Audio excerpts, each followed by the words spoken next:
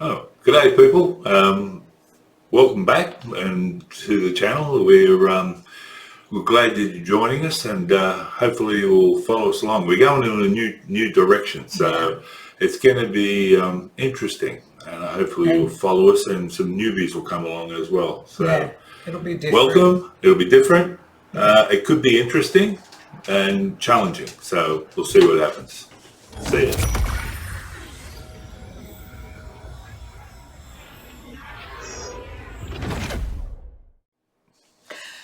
So, after the last video, because you joined me on that one, people were asking to know a little bit more about you. Yep. So, here we are. Yes. So this video is going to be an interview with Danny. And I have a set of questions here. Danny has no idea what's on these questions, so I wanted it to be on the fly. Fearful. What, you're fearful of your own life? Of my questions. Of your questions. Okay, so let's tuck into it. This is Danny's journey. So I thought a good place to start would be like your personal journey, like your life. Yep. And so I thought the first question I've got is, what was your work? What were you employed as? I am a truck mechanic by trade, as well as a little bit of building work and a little bit of construction. So that's the three stages of my life. Started off as an apprenticeship as a truck mechanic. That was basically my life for a long while. Then moved to boats. Then moved to construction, lift companies. So I was in that, yeah. Yeah, sorry to interrupt. It's really hot in here today. We've got high humidity, so excuse us if we look sweaty and whatever. Okay, all right. So what was the level that you reached within your employment? At each one, maybe. At each one, with the truck mechanic, I came up to a leading hand and doing breakdowns, going out and working on the side of the road. With the boats, I was running the marina, which is the slipway, electricians, shipwrights, the whole thing. After about 10 years, I was running it. And that was the largest marina on It was one of the Sydney at Harbour. that time, yes. All the celebrities had their boats Danny looked after. So that, and then when I went down to the construction in Melbourne, I started off on repairs in construction then, and then after an accident I was put into the warehouse, and I was running the warehouse for Victoria in this lift company. So yeah, that was basically, when also I became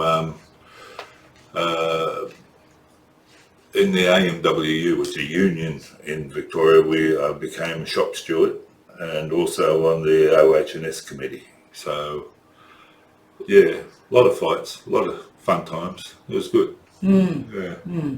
But after your accident that you mentioned, and the lack of support you saw, you got very involved in the OH&S and brought in, helped institute. Yeah, with changes where we instead of just ignoring people as they're going through their pain, and I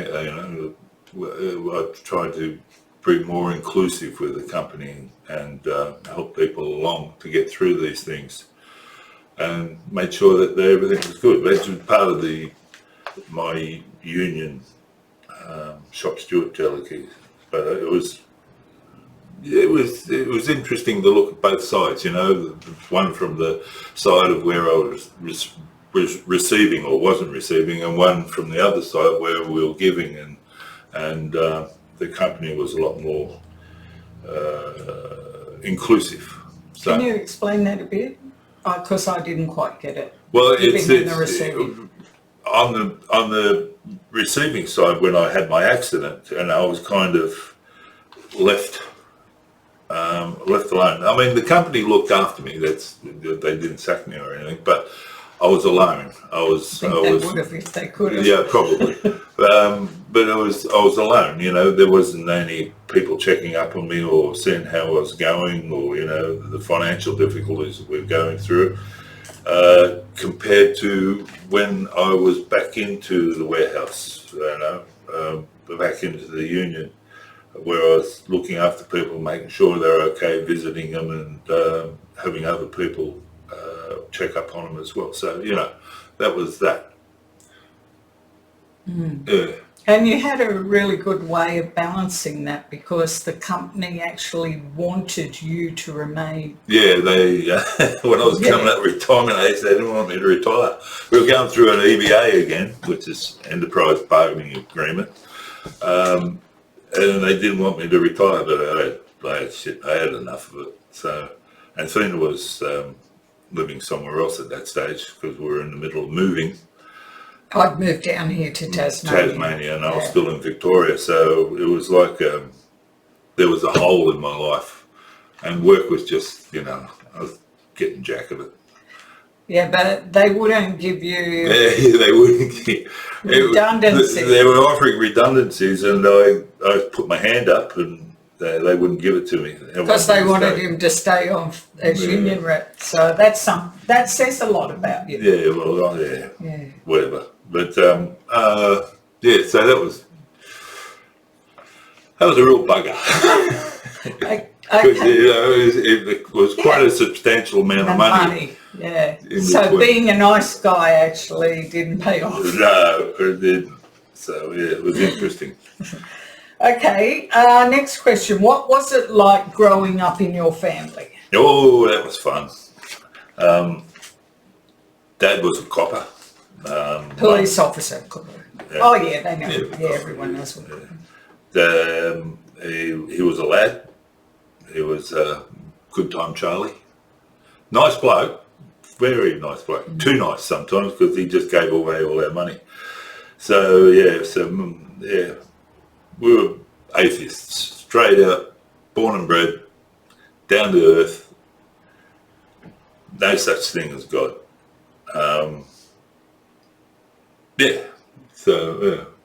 There were And what was the family? Were your siblings? 2 sisters, 2 younger sisters, who, as an older brother, I gave them a hard time. That's your job. That's a privilege. Yeah, boyfriends.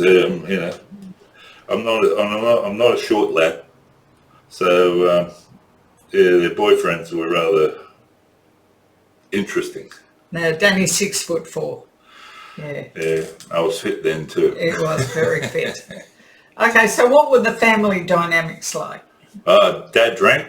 Mum tried to hold the family together. My sister's, Julie, middle sister, was a redhead, and she was fiery, so we had a lot of arguments. Leanne was the youngest, and she was spoilt, so it was Dad drank a lot, so This is a question I'm asking. He drank away from the house though, didn't he? Yes. Or was he a drunk in the house? No. He never was drunk in the house that I can remember. Yeah, so that's good. But always, Friday afternoons, evenings, we'd go down to the pub. Dad would go in, we'd sit in the car, he'd come out, and we'd have shandies all around, which is beer and lemonade. And Dad would go and order the Chinese meal, go back into the pub, come out with another round of shandies, and then go back into the pub. And then we go home and eat. Yeah. Australian culture was like that though. Yeah. I remember, my parents didn't drink, but I still remember sitting out in the car while, mum and dad went in and had their shandy in the hotel. It was part of Australian culture Yeah, back then. same culture. And men were in the saloon bar, and women were out in the, what do they call it? The lounge. Ladies' lounge. Ladies' lounge. The ladies' lounge. Women were not allowed in Australian pubs in the public bar until very recently, was it? It was 70s, though. 70s, yeah. I was going to say the 70s. It was actually illegal. So, anyway, which is interesting. It's interesting. Because we'll get to that. Okay, so what were your hobbies back then? Hobbies. I played soccer, surfed, surfing, and then skiing, snow, and then sailing. So yeah. So talk about each of those things. Surfing I started back in the 60s with a longboard, and then surfed right through to the middle 70s. Then started skiing, which was good because winter sports, we were down in the snow. In summer we were going north and south in New South Wales and surfed. And then I started at a company working on trucks, and one of the salesmen was a sailor, and he invited me along, and then I started sailing and sailed all the major races off the east coast of Australia. Went to Lord Howe, went to Mooloolaba, went to Noumea, went to Hobart. Sydney to Hobart? Yeah, did all the major races. So that was a fun time. Mooloolaba? Yeah. Yeah, a lot of offshore racing. All offshore. None of that small dicky stuff. Okay, so what do you do now? Well, I have fun bowling, indoor bowls. Yeah. We got 2 acres of fruit trees and pets, and look after that, and relaxed a lot, but looking after the land and yeah. Oh well, yeah. I'm also in the local fire brigade, volunteer, so that's can get exciting. We've been to a couple of major fires, and we're in our area, we're the first responders in car accidents, so that's a tricky thing. Because we're out in the country, and it takes a while for the police and ambulance to come. So we're the first responders. So yeah, we get the truck out and sit on the side of the road. And what position do you hold there? I'm number 2, second officer. Yeah. Don't want to be first officer. I've had too much control in life. No, don't want to be somewhere down low, so I don't have to make decisions anymore. So second officer is down low, isn't it? Better than being first officer. Yeah. I think there's 4 officers, Yeah, isn't there? there is. Yeah. Okay. Plus you're on the... Hall committee and stuff like that. Yeah, well, they built... We built the new hall, new community hall. We had it built. We didn't build it ourselves. Yeah, you put in a lot of work. We put in a bit of work, yeah. So there, it's fun. Keeps me occupied. Okay, so if you could go back and tell your younger self anything, what would it be? I don't know. I am the sum of what I have been and what I was.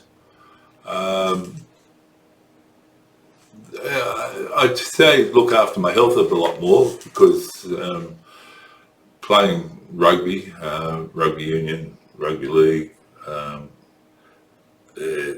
my shoulders are not too well, and my knees are pretty crapped out too.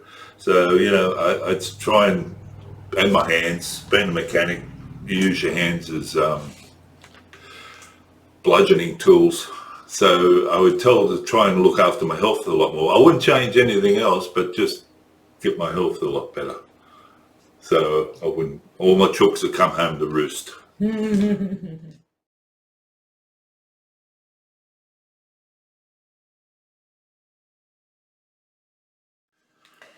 Okay, so let's go on. Let's talk now about what was your journey with God, and let's try and separate it at this point from your journey with church. Okay. So So my journey with church first. no, journey with God Journey first. Okay. Or is that not going to work Well, that way? it's interesting because church. Well, let's start from the beginning. Then we just had a child. Then we got it baptised at the local church in north of Wollongong. So we were, and I was working in Sydney, which was an hour and a half, 2 hour train trip each way. So Thena was left alone by herself a lot. So where I was working in Sydney on the harbour. So they decided to go back to church. Now, being, I'll go along, see what it's like, non-committal. But I got on with the minister, Richard Sweat. He was interesting. He was different. He was more down to earth. He was more, I wouldn't say super spiritual, but he was inclusive. He was, and his wife was lovely too. She was a real lovely person. They got me thinking about God. I got involved in the church, which I was asked, to become an elder, which is strange in that little town north of Wollongong. We were. They didn't take the strangers or newcomers very well. So it was interesting when they asked me to be an elder. So I thought, it'd be interesting, challenging. So so I became an elder. I still had, more of a agnostic view maybe of God, or at this stage. Something's there, but I don't know what. Can't put my finger on it yet. But I like the minister and his wife, and we got on well together. The rest of the congregation, such. But it was interesting. So I don't know how much further you want me to go. Well, how did you go from atheist to Bible believing, Bible thumping God? Well, it's a big journey. I mean, I saw things which you just can't explain. Like at that stage there, the Vineyard Church was very much worldwide thing. So, and we went to a lot of conferences. And I saw things and you just can't explain, and felt things which you just can't explain. The depth of things getting dragged out of you, it's interesting. So more and more I got to believe the things I saw, the things I felt, that there was definitely a God. The Vineyard was interesting. I loved the music. I loved the preaching, which was, good. And inclusive too. It wasn't, all,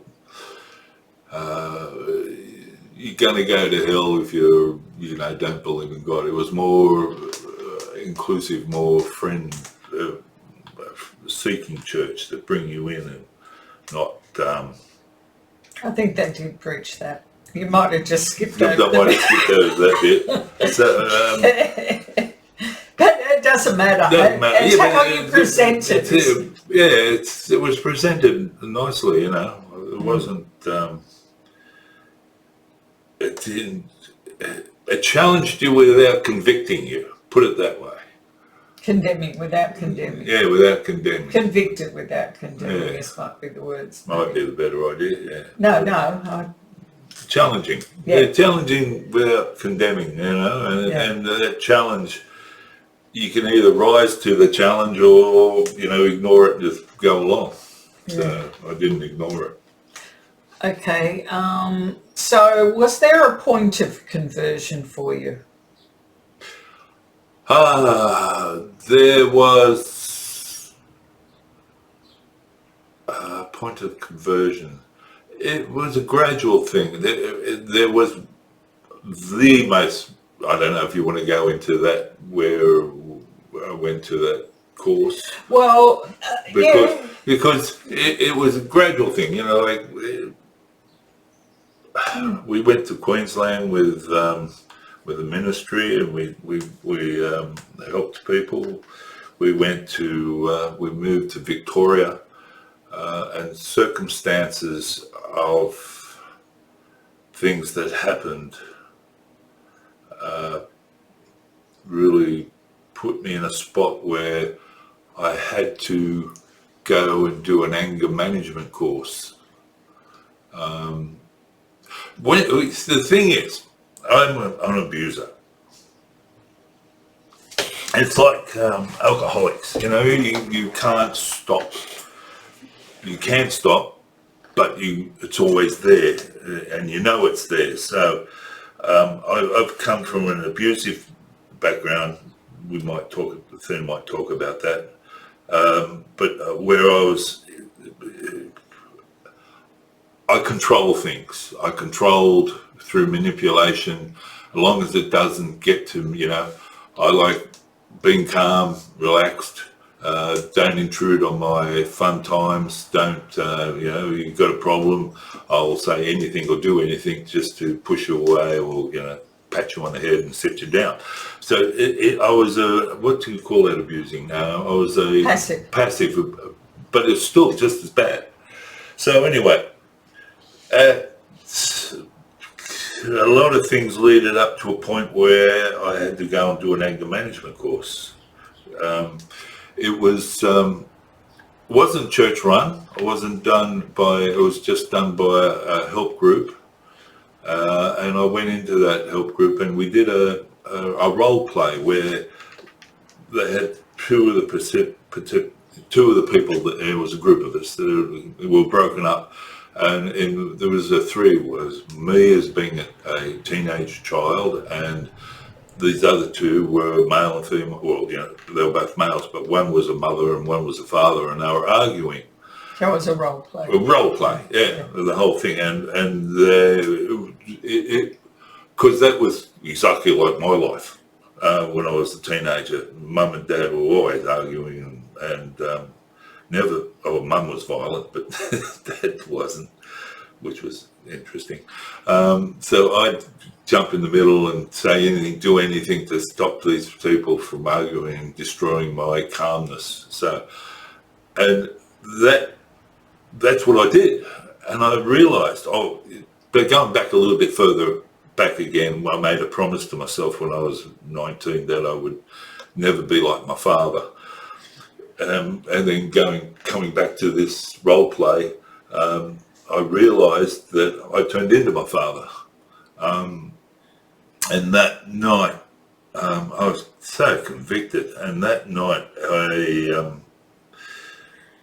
I had ghosts of girlfriends past just trample through my life. And I realised what I'd done, what I was, and what I am. And that's God. That's the Holy Spirit. So we've talked about this before, and you feel that was your... I was water baptised at one stage, but it was, it was good. Splash, splash, give my life to God, yes. I accepted that. But the actual conversion was the conviction of my sin. Once you see that, there's no going back. So yeah, that was dramatic. And there was a whole night of hell. If that's what hell is, that's, you don't want to go near it. So yeah, ghosts of girlfriends past came through my life. And the biggest realisation is what I'd done to Athena. So, that was really bad. Yeah. Anyway. Okay, so that's what you consider. That's what I consider my conversion. Okay, yeah. right. Okay, that's great. That's perfect. Okay, so is there anything more you want to contribute to your journey with church? You go and do these things. We've been a member of a couple of churches, and each time I got to be an elder, and each time I was going to go, well, I'll change the system from inside. I'll make it all, you're beauty, God loving. Yeah, it's just ridiculous. It's still the same bureaucracies, the same. There's good people. They are good people. There are good people in church, but there's bureaucracies. There's this doesn't change. So, what was your journey out of church? It's freeing. There's How did it take place?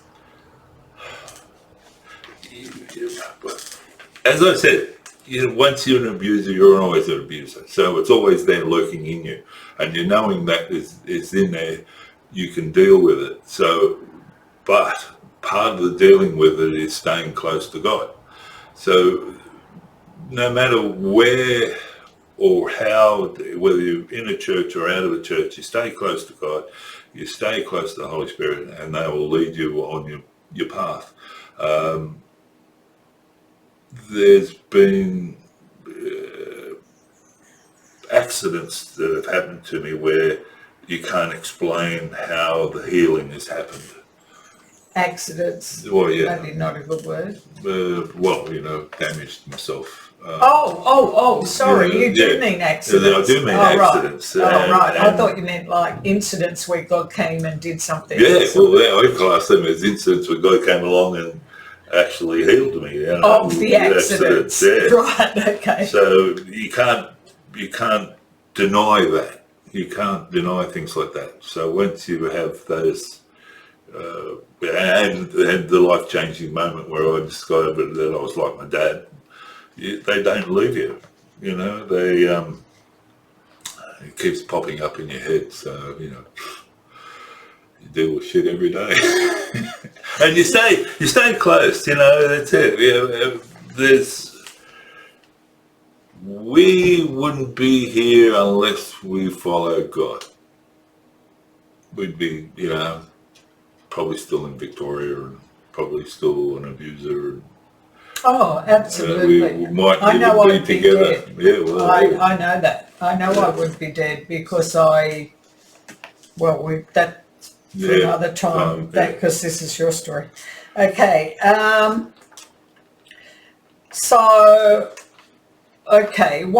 What was your actual physical journey out of church? Like you've talked about some issues, but what stopped you from going to church? Let's put it that way. Well, we tried. We tried a number of times, different churches. I believe, there was one church, they kicked us out. Another church, that's because we were trying to help people. Another church, we go, this is nice, I like the minister, everything's going well. We go up and then you shake hands, we're going to join. And that's a shame because we're moving to Queensland. So the minister's moving to Queensland. So, that didn't go down too well. And then another church in Victoria where it's funny, people use things. We were in a meeting and I found out something about someone, and this is as an elder of as the an church. elder in the church. Story. Sorry, you've got to explain. Yeah. As an elder in church, I found out something about one of the parishioners, and I mentioned this, and it's something to look into and make sure he's okay. Blah blah blah blah. And then one of the other elders walked up to him and said, I believe you're going to leave, without any thought or without any. And it was an accusation, so that really shitted me off. And I went and told the minister that it really shitted me off, and he just kind of. He was a nice bloke, but he wouldn't no confrontation. So nothing happened. So it wasn't handled. It was handled without empathy and compassion. Yeah, and was handled that the way I would have handled it, with being my previous self, is just try to shove to one side. Don't upset me. Don't make waves. Manipulated. So that was. So we left. That was it. So we haven't. Well, then we came to Tassie and we went to another church here, and it was a sad realisation that it doesn't change. Nothing changes. They're all the same. They're all preaching the same thing. They're all sit down in the pews and don't do anything, and we'll tell you what to do and who to and pay us, and donate, and this is what we're doing, but we're doing it. You can't. You've got to sit down there in the pew. Yeah. Okay. So that's interesting. Just something that I saw then. Wherever you've gone in secular society, you've been allowed to fulfill your purpose as a leader, wherever you've gone. Yeah. But, well, I suppose in the church they wanted you to be an elder, but... Without making waves. Yeah. So, we just set everything up. But you made waves in the secular world. It wasn't an issue, was it? No, it wasn't an issue. So, yeah. Anyway, okay. So how do you see the current state of the church? Well, God's judging it. That's it. It's been, as far as I'm concerned, and there's probably, but if Jesus came back today again, they crucify him again. I can see the Pharisees and the Sadducees. I can see the church ministers. They're just the same. Nothing changes. History repeats itself. That's why God's had to step in. That's why God's had to step in, and that's why you'll see the current state of the church is in turmoil at present. And it's going to be an interesting tale of the next 6 to 12 months. It's going to be interesting to see what happens. Do you have any ideas on how this could be fixed? Burn it to the ground and rebuild. Okay. Well, that's actually what God's doing. Yeah, that's what he's doing. Yeah. Okay. There's new things. Church, religion's not bricks and mortar. Church is people. So, if you're going to stay in bricks and mortar, it's going to be, that's what he's tearing apart anyway. So, church is community. Community is people together.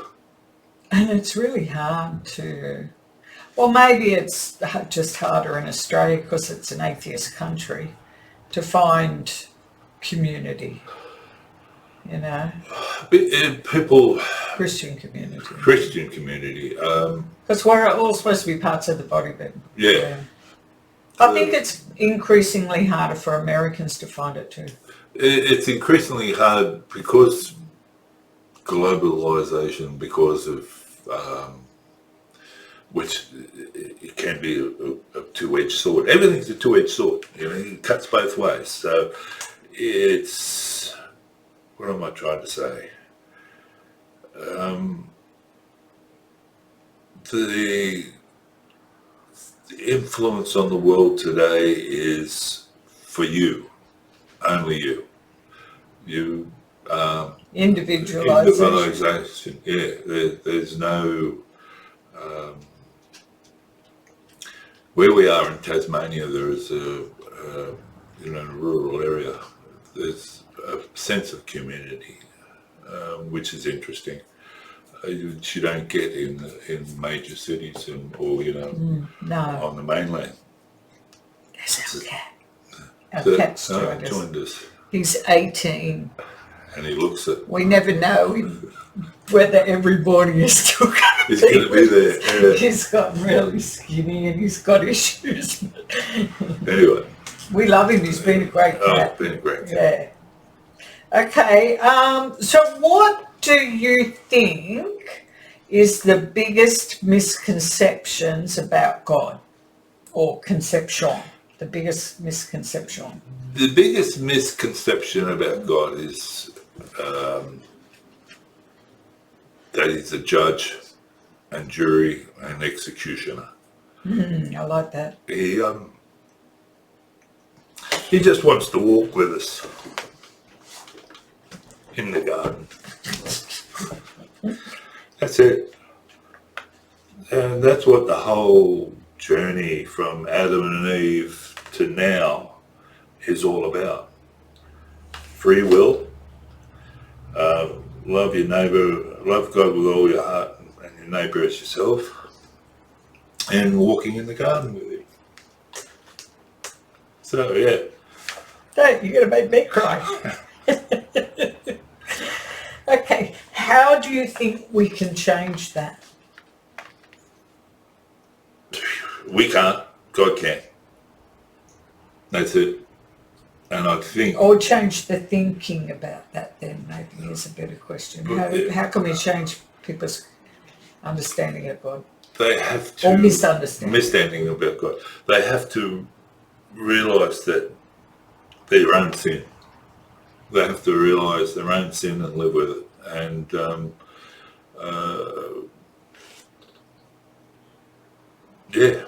work with God and the Holy Spirit to get it going. We can't do it. Humans are selfish, can be arrogant, and can be opinionated. So, and I was all that.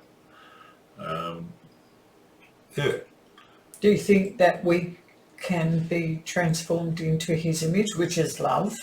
Yeah. And reflect that to other people? Yeah.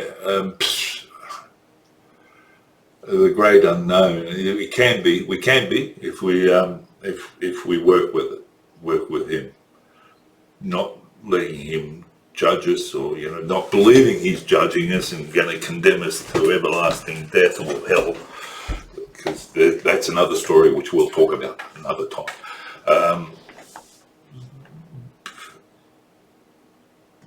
The greatest commandment is to love God and love yourself and love your neighbour as yourself. It's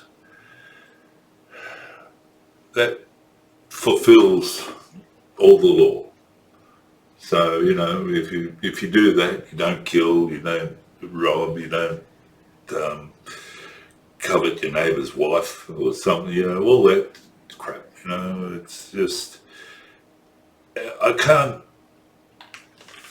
see it happening in this the way things are at present. So there's going to be a lot of changes. Got to be a lot of drastic changes. Do you think that God might have been working in people's lives like yours? Oh yeah, definitely. Showing you I think there's a lot of girlfriends past, stuff like that. Yeah. No, but I mean preparing people. Preparing people. I believe it totally. Like you said, if you it's like this. If you see one cockroach, there's a lot of cockroaches out there. If you see one guy doing the right thing, then there's going to be a lot of people out there doing the right thing. They're all. I think God's got them all underground at present, and going to work on them to be who and what they are to be, to come up to when he's needed. I don't know. We just have to. I believe that it's going to be people are going to come up, fulfill their destiny, and help and sacrifice themselves, because that's what the whole thing is. You've got to sacrifice yourself to be a servant. because that's what Jesus did. Yeah, He served. yeah. And you do that. You do that. No, he does do that. You're always willing to serve and be there for people. I've seen him do all sorts of things, really put himself out. Yeah. Okay, so final question. What would you personally like to see in your future, spiritually or otherwise? It'd be nice to have a future, wouldn't it? Yeah, it would be, yeah. No, sorry, go on. Yeah. A lot of aches and pains at present. Yeah. I don't know. I just...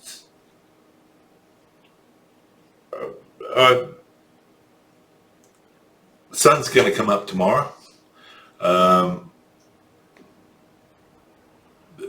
Just to make the best person that I can be.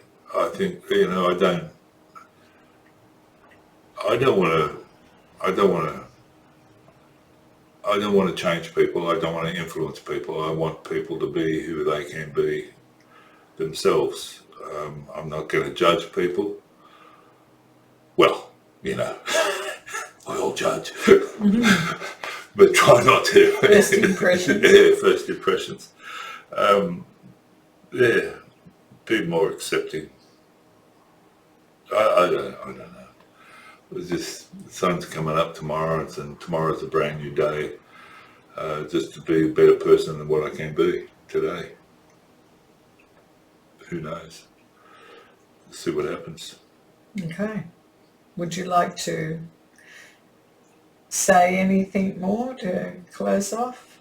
Like, is there anything you'd like to say? Here's your opportunity. Yeah, there's more to come. Hopefully we'll make it clearer. This has been all about me and my journey.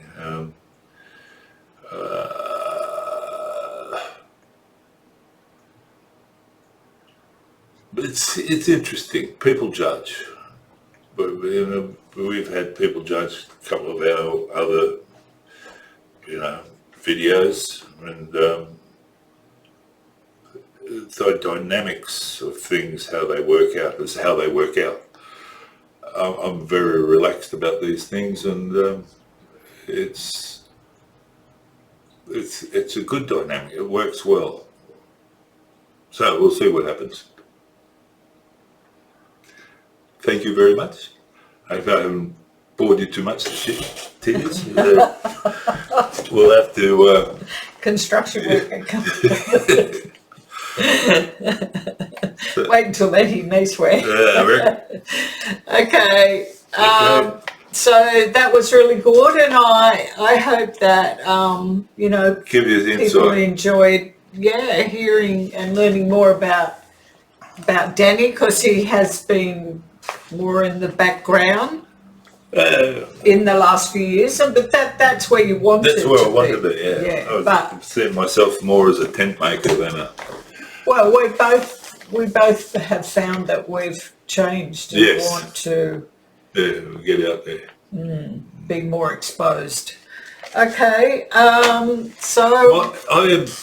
There's just another little thing. I believe in God, I believe in the Holy Spirit, I believe in it, but I'm not a very spiritual person. Well, okay, let's talk about that. What do you think a spiritual person is? I don't know. One of these fake prophets. Yeah, maybe. I don't know. I get. The Holy Spirit comes on you and speaks through you. He doesn't do that with me. Yeah, I know, but God talks to you more than he talks to me. But differently. We get differently. Yeah, we're different. Which when we combine, we make the whole. Which is... I'm going to spend a year studying a subject, and the Holy Spirit will come on you. Yes, straight away. Yeah, that's it. Come on! But that's it. I'm more of a practical person, which is... I don't necessarily agree with that. I think you both... Okay. That's what I think anyway. You're getting ready to leave. It's like you got to go. Okay. Yeah. So if you've got this far with us, good on you.